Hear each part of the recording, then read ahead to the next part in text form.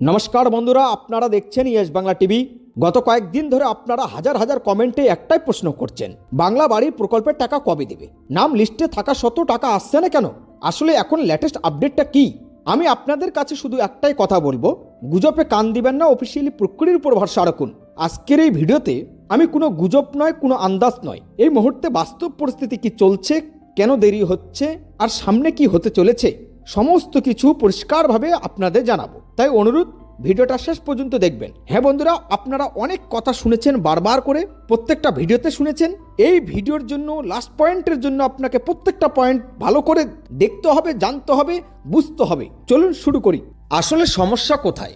বন্ধুরা, অনেকে ভাবছেন সরকার টাকা দিচ্ছে না, কিন্তু বাস্তবে বিষয়টা একটু আলাদা। এই মুহূর্তে বাংলা বাড়ি প্রকল্পের টাকা দেওয়ার আগে প্রতিটি উপভোক্তার ফাইল আবার নতুন করে যাচাই করা হচ্ছে।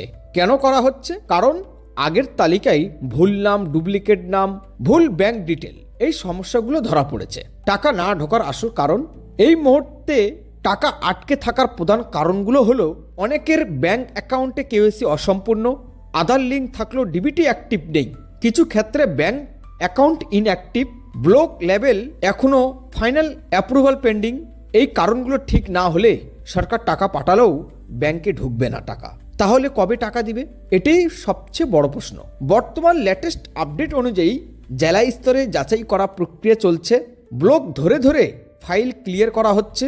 সব ঠিক থাকলে টাকা একসাথে নয়, ধাপে ধাপে দেওয়া হবে। অর্থাৎ আজ না হলেও খুব শীঘ্রই পর্যায়ক্রমে প্রথম কিস্তির টাকা ব্যাংকে ঢুকতে শুরু করবে। এখন আপনার কি করা দরকার? এই সময়ে আপনাদের করণীয় খুব গুরুত্বপূর্ণ। ব্যাংকে গিয়ে কেওয়াইসি আপডেট আছে কিনা দেখুন, ব্যাংক, আধার, মোবাইল তিনটেই লিঙ্ক আছে কিনা নিশ্চিত করুন। পঞ্চায়েত বা ব্লক অফিসে জেনে নিন আপনার ফাইল অ্যাপ্রুভ হয়েছে কিনা। এই কাজগুলো না করলে টাকা এলেও আপনি পাবেন না। জরুরি সতর্কতা, খুবই গুরুত্বপূর্ণ বন্ধুরা। এই সুযোগে অনেক ভুয়ো লোক সক্রিয় হয়েছে। টাকা পাইয়ে দিব, লিস্টে নাম তুলে দেব, ফাইল ঠিক করে দেব, 1 টাকাও দিবেন না।